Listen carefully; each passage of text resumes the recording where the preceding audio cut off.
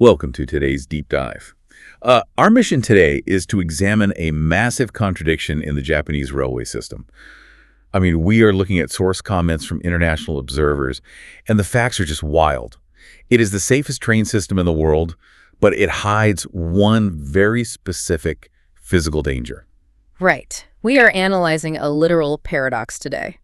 The system is extremely secure for personal property, but it requires special rules to protect women during specific hours of the day. Yeah, and the property safety is, honestly, it is shocking. You know, people over there do this thing called inamori. It basically translates to sleeping while present. Yes, that is correct. Like you will see a totally exhausted office worker fast asleep on the train, and their backpack is completely open. Their expensive smartphone is just resting loosely in their hand.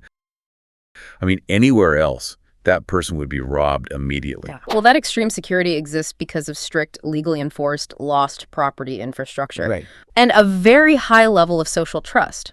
If you drop money, the system is designed to return it. Millions of dollars in cash are returned to the correct owners every single year. Millions of dollars. Yeah. That is incredible. But wait, this is where I get completely confused. Go on. So if the train is secure enough that you can just leave a wallet wide open on your lap, why do they require entirely separate train cars exclusively for women? I mean, how does that make any logical sense at all? It is entirely a matter of physical space. Between 7 and 9 in the morning, the physical crowding is extreme. Passengers are pressed directly against each other with zero empty space. This extreme physical proximity creates a direct opportunity for unwanted touching or groping. Oh, that is such a grim reality. But wait, if someone steals a phone, bystanders will step in, right? So why do people not stop the harassment? Because Japanese society places the highest possible priority on public harmony. Yelling or causing a disturbance on a quiet morning commute is a huge social taboo.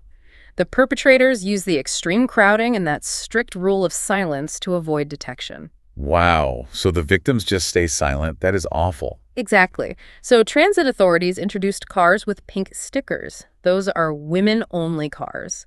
They physically separate women to prevent the harassment, and as a secondary effect, they protect men from false accusations, since bumping into someone is completely unavoidable. That contrast is exactly what causes extreme confusion for international observers. I mean, you look at the comments from our sources, and people just cannot process the difference. Yes, it forces you to examine your own baseline definition of what safe actually means. Completely. Like, okay, look at this comment from an American. They said if they fell into a deep sleep on their local transit, their phone would be stolen, but also their shoes would be stolen. Their shoes. That is a very specific type of theft. I mean, think about the physical logistics of that. You have to reach down, untie the laces, and physically pull the shoes off a sleeping person's feet. Which requires manual dexterity, a lot of time, and crucially, a complete lack of intervention from anyone watching. Exactly. In Japan, the constant visual observation of the crowd prevents complex, time-consuming thefts. But groping bypasses that observation because the tight press of bodies hides the physical movement. Oh, that makes literal sense. Okay, then there's this Brazilian commenter. They pointed out that their country also uses women-only cars, but the context is entirely flipped. Yes, they use them to prevent violent robberies. Right. Not just unwanted touching, but actual physical violence and forceful theft. It demonstrates a vast difference in baseline safety standards. It is the exact same solution applied to completely different levels of societal risk. Okay, but this next comment from Spain made me laugh incredibly hard. What did it say? They claim that in their country, if a person finds a lost wallet, they do not go to the police. They take the cash and go on a vacation. The idea of a lost and found vacation fund is hilarious, but it really shows what Japan gets right. Right, because in Japan, turning in lost items is legally enforced. Taking found money is heavily prosecuted as theft. Your vacation is funded by your paycheck, not by someone dropping their purse. So true. Finally, a Canadian commenter summed it up perfectly. They pointed out that removing the need for these women-only cars is the absolute last requirement.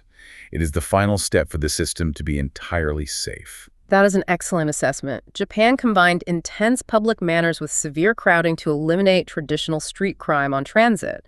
But that combination created a unique, hyper-specific vulnerability. It really makes you reevaluate what you accept as normal.